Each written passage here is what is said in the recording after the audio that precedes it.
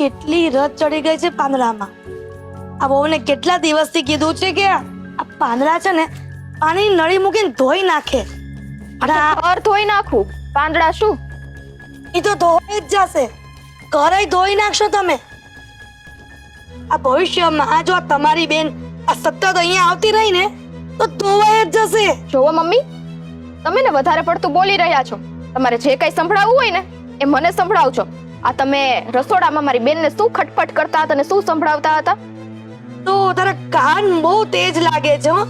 આ તારી બેન સાથે હું રસોડામાં વાત કરતી હતી તો તને ત્યાં પણ કાન પહોંચી ગયા. પહોંચે પહોંચે, કારણ કે મારી બેન છે. અને મમ્મી, કોકની કઈક મજબૂરી હોય ને તો મજબૂરીનો ફાયદો ના ઉઠાવાય. ઓહો, આ તારી બેનને શેની મજબૂરી ઈ ખબર ન પડી. અને તું એટલું બધું સાંભળતી હતી તો પછી કોઈક વાર તને કામ ચીંધું છું તો કેમ કહે છે મમ્મી આ મને સંભળાયું નહીં? ત્યારે કાન ક્યાં જાય છે તારા? મમ્મી, આ ઘરમાં હું એકલા હાથે બધા કામ કરું જ છું. નથી કરતી એવું તો નથી, પણ તમને જ્યારથી મારી બેન આ ઘરમાં આવી ને ત્યારથી અમે બંને બહેનો ભારે પડવા લાગી છે. કેમ કે ત્યારથી જ આપણને મારા કામ એકઈ ગમતા નથી. બાકી પહેલા તો બધું સરખું ચાલતું. અમે બંને બહેનો ભારે નથી પડતી, પણ આ તારી બેન વારંવાર આપણા ઘરે જે આવે છે ને એ ભારે પડે છે. કેમ કે તારી બેન જ્યારે આવે ને ત્યારે ક્યાંય હખણી નથી બેસતી. આ ક્યાંક ને ક્યાંક બહાર જાય ને રોજ તરત આજુબાજુ વાળા કહે છે કે અશોક આ તારી સાડી પાછી આવી ગઈ. ત્યાં તેની માં મને મંદિરે મળે. ઈ કે હે હિરલબેન, આ તમારા અશોકની સાડી આ મહિનામાં આ 3-4 વખત કેમ આવતી હશે? ત્યારે ડોહું એને હું જવાબ આપું? મમ્મી, આ ગામના મોઢે છે ને ગયણા બાંધવા ના જવાય. આપણા ઘરની વાતો હોય ને આપણા ઘરમાં જ રાખવાની હોય. પણ ગામને ખબર પડે ત્યારે ગયણા બાંધવાની વાત આવી ને. આ તારી બેનને આ ઘડી ઘડી આ ઘરમાં લાવવાની શું જરૂર છે? તમને જરાય ખબર નથી કે શું કામ મારી બેન આ ઘરમાં આવે છે? હા, ખબર છે. આ તારી બેન એટલે ઘરમાં આવી છે આ વખતે કે એના ડોસીમાં એટલે કે તારા દાદીમાં બીમાર પડ્યા છે. તો બીમાર પડ્યા હોય તો તારી બેનને અહીંયા આવવાની શું જરૂર છે? આ તારી દાદીની સેવા ન કરી શકે? જો મમ્મી, મારા બા બીમાર છે અને કાજલને અહીં આવવાનું પણ કઈક કારણ છે. અને હવે આવી ગઈ તો આવી ગઈ. બાકી એક વસ્તુ તો પાકી છે, મારી બેન ત્યાં પાછી નહીં જાય. મારી બેન આ જ ઘરમાં રહેશે અને આ ઘરમાં હક મારો પણ છે. મારી બેન અહીંયા આવી એમાં થઈ શું ગયું? હવે એની બેન અહીંયા રહે છે, એના ઘરે ના આવે તો બીજે પાર્કે ઘરે જાય. પણ મેં અને મહેમાન આ થોડા દિવસ આવીને જતા રહીને એ સારું કહેવાય.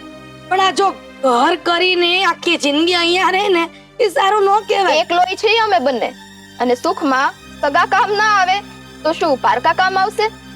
પણ તું મને એક વાત કે, આ આખી સિટીમાં આ તારી બેનને આ જ ઘર મળે છે?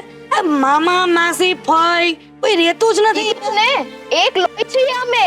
હવે એની બેન જીવતી છે અહીંયા અને બીજા પાસે મદદ માંગવા જાય એ વસ્તુ તો હું જ કોઈ દિવસ ના થાવ. પણ બેને ઠેકો નથી લીધો કે એના ઘરમાં કોઈ બીમાર પડે કે ક્યાંક વસ્તુ લેવા માટે કે ક્યાંક બહાર જાય એટલે સીધી દોડીને એના બેનના ઘરે આવતી રહી. મેં જ કીધું છે એને કે તને ગમે ત્યારે ગમે તેવી પરિસ્થિતિમાં મુશ્કેલી અનુભવાય ને કે પછી મુશ્કેલીમાં મુકાઈ જા ને ત્યારે કાંઈ બીજું આડે ના જોતી. તારી બેનના ઘરના દરવાજા હંમેશા તારી માટે ખુલ્લા જ છે. વાહ, બસ તો એનું એ પાલન કરે છે. તારી વાત માટે મારે 3 તાળીનું સન્માન તો તને આપવું જ પડે. 1 મિનિટ. વાહ વાહ, આ વહુ હોય ને તો તારા જેવી આ બધી ડોસીને આ માથાકૂટમાંથી મુક્તિ એમને મળી જાય. કેમ કે ચિંતા જેટલી આપી દે, માથા પર ટેન્શન એટલું આપી દે ને એમ ડોસી એમને મોકલી જાય.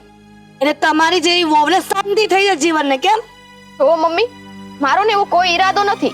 આ તમે જે આટલું બધું બોલો છો ને તમે માન મર્યાદા ભૂલી જાવ છો. એટલે તું એવું કહેવા માંગે છે કે હું માન મર્યાદા ભૂલી ગઈ છું? હા, ભૂલી જ ગયા છો.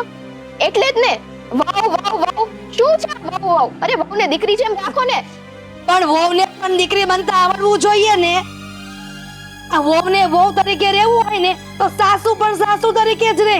એ ક્યારે માં ન બને. હા, તો આ વહુના ઘરના કોઈ પણ સભ્ય આવે ને તો એને એવી રીતના ઠોકર ના મરાય. બાકી ના થવાની થાય. વહુ છે ને એ વહુ બનીને જ રહે અને સાસુ તે સાસુની જેમ જ રહે જેમ દુનિયાની બધી સાસુઓ રહે છે. બસ લે, આ તારા ભાષણ માટે હું નવરી નથી. નકરું બક બક બક બક કરે છે ને, એટલું તું આ ઘરમાં થોડુંક ધ્યાન આપે ને તો સારું.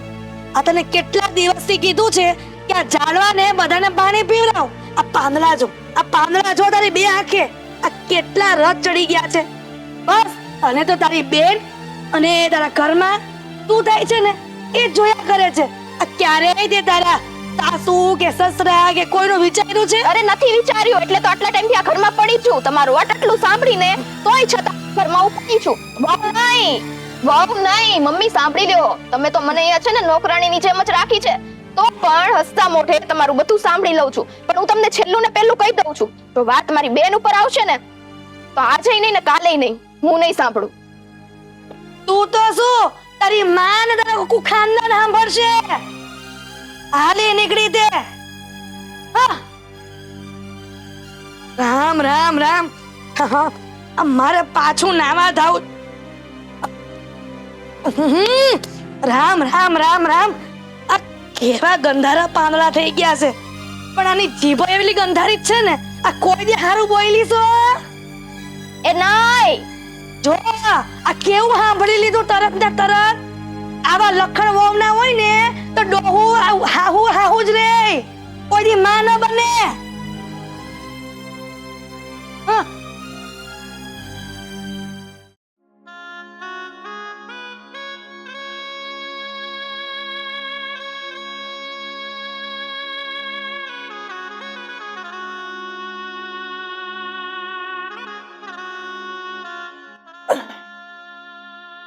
અશોક, પપ્પા કેમ આમ સુનમુન બેઠો છે?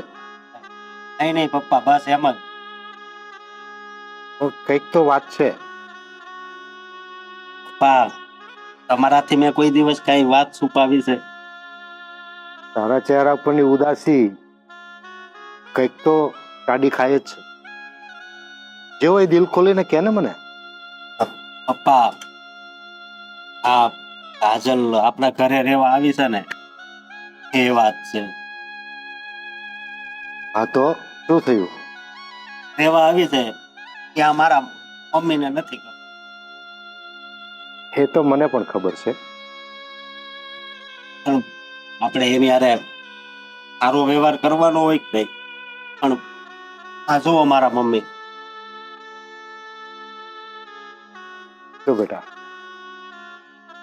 મેં ઘણી વાર જોયું છે કે તારી મમ્મી એનું અપમાન કરતી હોય છે, વહુનું પણ અપમાન કરતી હોય છે. પણ મને એવું લાગે છે કે એને વધારે પડતું કંઈ કહીએ ને તો એનો પ્રકોપ વધી જાય અને વધારે હેરાન કરે. પણ પપ્પા, માં એનો તો કઈ વાક નથી ને. એ સાયથી અહીંયા રહેવા આવે છે આપણા ઘરે. હા, હું સમજુ છું એની મજબૂરી છે, નહીતર મેણા ટોણા સાંભળીને કોઈના રોટલા તોડવા કોઈ જાય ખરું? અને પપ્પા નકર તો ને મેં એક નિર્ણય લઈ લીધો છે એનો નિર્ણય? કે હું અલગ રહેવા વયો છું. અરે ના ભાઈ ના, આવી નાની વાતને લઈને કઈ ઘરના ભાગલા થોડા પડે બેટા. તો પપ્પા, અત્યારે મારી હાલત આ ઉપડી વચ્ચે સોપારી જેવી થઈ ગઈ છે. અરે આ બધી સમસ્યાઓ ટેમ્પરરી હોય છે, થોડાક દિવસ આવે અને જતી રહે. એના માટે કઈ તારે આવું પગલું થોડું ભરાય. બીજું તો શું કરવું? આ મારા મમ્મી નકરા એને મેણા ટોણા જ મારે છે. આ સ્વીટી ને કાજલ ને જમવા બેઠા હોય ન્યા હોતે કે નકરું મફત નું ખાવશો તમે તો. એનો કઈક રસ્તો નીકળશે, થોડીક ધીરજ ધાર. હવે મને એ નથી સમજાતું કે ભગવાને આટલું બધું સુખ આપ્યું છે, ખાવા પીવા પહેરવા ઓઢવા કોઈ વસ્તુની ખામી નથી, તો એને એક વ્યક્તિમાં કેમ ગણતરી થાય છે? શું નડે છે છોકરી એને? ખબર નહીં પપ્પા, આ મારા મમ્મીના મગજમાં હું હાલતું હોય છે, પણ અત્યારે જે હાલે છે ને એ સારું નથી. એ બધા સ્વભાવના દોષ હોય છે, અને માણસનો સ્વભાવ જન્મે ત્યારે લઈને આવે છે, મરે ત્યારે સાથે લઈને જાય. એટલે આપણે એને કંટ્રોલ કરી અને સહન કરવા સિવાય કોઈ છૂટતો નથી. હા, એ વાત તમારી હાચી. પણ માણસમાં જેટલી સહન શક્તિ હોય ને ત્યાં સુધી સહન કરે. પછી બેટા એક વાત કહું, ગરીબ ગુરબાને ઘરે મજૂરી કરીને ગુજરાન ચલાવતા હોય, પછી કુદરતી આફત આવે અને ઘરનો જ્યારે મુખ્ય વ્યક્તિ હોય ને એ ઘર છોડીને જતો રહે, પછી એના પરિવારની દશા કેવી હોય છે. એવા લોકોના દુઃખ જોઈએ ને એટલે આપણું દુઃખ આપણને મામૂલી લાગવા માંડે. એ વાત પણ હું તમારી માનું છું પપ્પા. પણ ત્યારે હું આ ઓફિસે જાઉં ને કામ પર, તો ત્યાં નકરા મને આ ઘરના જ વિચાર આવે છે અને હું હરખી રીતે છે ને કામ નથી કરી. તો બેટા, કોઈ પણ માણસના જીવનમાં સમસ્યા ન હોય એવું કોઈ દિવસ ન બને. હરેક માણસના જીવનમાં કોઈ ને કોઈ સમસ્યા હોય જ છે અને એનું કોઈ સમાધાન પણ હોય છે.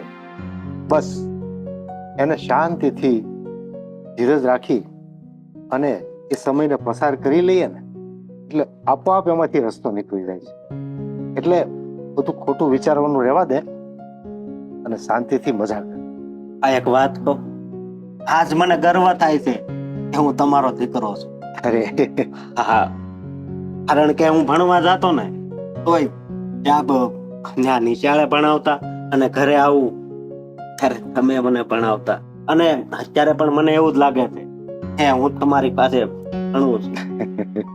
હા બેટા, માણસ જન્મે ત્યાંથી શિક્ષણ મેળવતો હોય, જીવનના અંત સુધી એને શિક્ષણ જ મેળવવાનું હોય છે. પહેલા પાઠ્યપુસ્તકોમાંથી અને પછી જીવનના અનુભવમાંથી દરેક માણસને શીખવાનું જ હોય છે. ઠીક છે બેટા, હિંમત રાખ. હા, ઓકે. ખરેખર આ મારા પપ્પાએ મારું મન આ હળવા ફૂલ જેવો કરી નાખ્યું.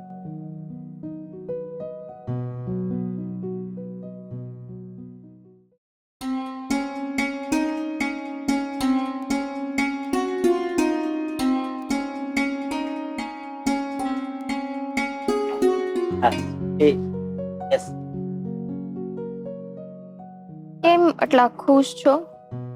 એટલા દુખી હતો. પછી પપ્પા આવ્યા ને તો મને છે ને આ હળવા ફૂલ કેવો કરી દીધો. એટલે ખુશ. એવી તો કઈ વાત થઈ પપ્પા સાથે? એટલે મેં કાજલ આવી છે ને એ વાત કરી ને એને મને સમજાવ્યો કે આજ નહીં તો કાલ તાર મમ્મી સુધરી તો જાહે જ ને. એટલે મેં કીધું હા, એ તમારી વાત સાચી. એટલે નઈ વાતની ખુશી થઈ કે પપ્પા તો આપણી સાથે છે. પણ આ મમ્મી કોઈનું ચાલવા દેતો ને નથી, પપ્પાનું ચાલવા દેતા નથી, તમારું માનતા, તો પછી કરવાનું શું? હા, શું કરવાનું હોય શું થઈ જશે. અને હા, અરે જરા પણ ઉપાધિ નથી કરવાની, સમજી. કાજલ ને જેટલા દિવસ અહીંયા જવાનું છે ને, કાજલ એટલા દિવસ જ અહીંયા રહે, બહાર ક્યાંય નથી જવાનું. હવે જોઈએ કઈ રીતે થાય છે, કારણ કે આ તમારા મમ્મીનો આકરો સ્વભાવ છે ને એ અમારી બે બહેનોને સમજમાં નથી આવતો, અને હદ વટી ગઈ ને તો હું પણ આ ઘર છોડીને જતી રહીશ. આવી વાત કોઈ દિવસ નહીં કરતી, સમજે તું.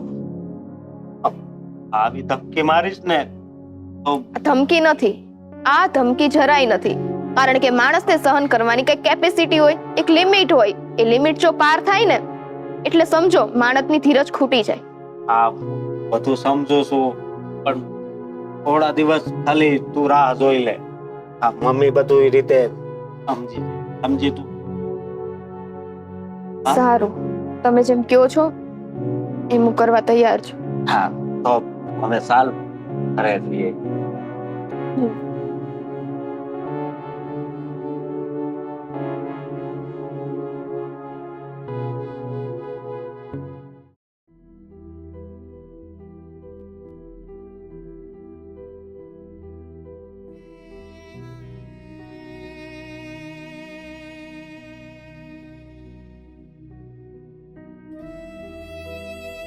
બા બા બા બા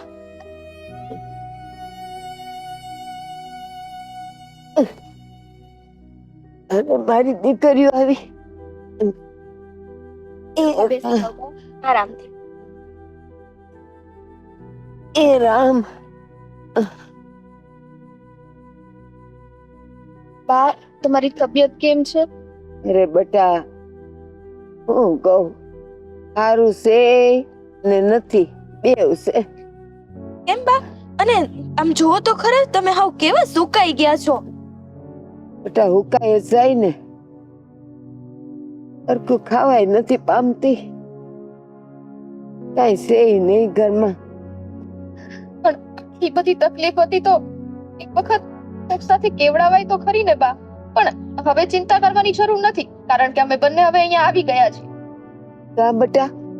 બા વાત એમ છે ને કે દીદીના સાસુ છે ને, દીદીને બહુ મેણા ટોણા બોલે છે, એટલે અમે અહીંયા જ આવી ગયા. અરે બટા હારી કેવાય તો બોલે, બે શબ્દ સાંભળી ન લેવાય? આવા સંસ્કાર દીધા તા તને. બા આટલા ટાઈમથી મેં એમના મેણા ટોણા જ સાંભળ્યા છે, પણ વાત મારી થોડું પાણી લાવજે. વાત બેનની પણ છે. બેન જ્યારથી એ ઘરમાં રહેવા આવી ને, એ લોકોને આંખમાં ખૂંચવા લાગી. એટલા માટે લોકો નો બોલવાના શબ્દ મને કહેતા અને મને ચોખ્ખું જ કહી દીધું, તારી બેનને આ ઘરમાંથી કાઢી મૂક, તું પણ નીકળી જા. ને મારી બેનને આવી રીતના એકલી તો ના જ મૂકું ને. અમે બંને બહેનો આવી ગઈ. તો બટા શરીરે ક્યાંક ગુમડું થયું હોય ને ઈ નડે.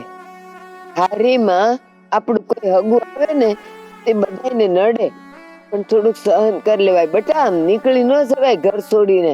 પણ બા કેવું કેવું બોલે છે દીદીને. આવું તો કઈ રીતે બિચારી સાંભળીને ન્યા પડી રહી. બોલે બટા, હારી કોને કીધી? એવી વાત નથી બા, તમારી વિશે પણ આટલું ખરાબ બોલે છે. અને માણસની સહન કરવાની કઈક રીત હોય, કેપેસિટી હોય. અરે અત્યાર સુધી હું સહન કરતી જ હતી ને, પણ હવે વાત જ્યારે મારા ઘરના ઉપર આવી ગઈ ને, ત્યારે હું એક શબ્દ પણ નહીં સાંભળું. એની કરતા સારું છે કે અહીંયા રહીને મારી સેવા કરી. અરે બટા, અહીં આવીને તે બહુ મોટી ભૂલ કરી છે. તારે બીજા કોઈનો નહીં પણ કુમારનો તો વિચાર કરવો જોઈએ ને. ઈ બોલતા હતા કાઈ? બા તો કેવા નથી, બધી વસ્તુમાં હંમેશા મારો સાથ દીધો છે, પરંતુ મારે લીધે થઈને અશોકને કેટલું સાંભળવું પડતું હતું. એ મારી પાસે હાથ જોડીને વિનંતી કરતા હતા કે આ બધું એનાથી નથી સંભળાતું, એનાથી પણ નથી સહન થતું. હવે બેનને કાજલને એકને લીધે થઈને આખા ઘરમાં કંકાસ ગજ્યો ઊભો થઈ જાય, એની કરતા અમે એ જ યોગ્ય સમજ્યું કે મેં બંને બહેનો અહીંયા આવી છે. અને બા મેં દીદીને કીધું હતું કે જો મારા લીધે તારા ઘરમાં કંકાસ થતો હોય ને તો હું જતી રહું, પણ દીદીએ મને ચોખ્ખી ના પાડી દીધી. બટા આને ઘરમાંથી જવા દેવી હતી ને, અહીં આવત, અહીં હું રાખત એને તો જો કામે કરત, અમારા બેન રસોઈ કરત, બધું કરત, પણ તારે નહોતું આવું. અને સાંભળ બટા, તારા માટે થઈને કુમાર બે શબ્દ સાંભળી લેતા હતા ને, સહન કરતા હતા ને, તો તું કુમાર માટે 4 શબ્દ સહન ન કરે? મારી દીકરી થઈને તો આવું ન જ કરવું જોઈએ હો. મને ન ગમ્યું તું અહીંયા આવી. બા તમને ગમ્યું કે ના ગમ્યું, પરંતુ આજ મારું નસીબ છે અને હું અહીંથી ક્યાંય જવાની નથી. ઘણી વાર તો આપણું નસીબ આપણે લખતા હોઈશ, બાકી ભગવાન તો બધું હારું જ દે છે. હવે એને અમૃત કરીને પીવું કે ઝેર કરીને પીવું ને એ આપણા ઉપર છે બટા. અને હારી તો આમે જો કઠણ જ હોય.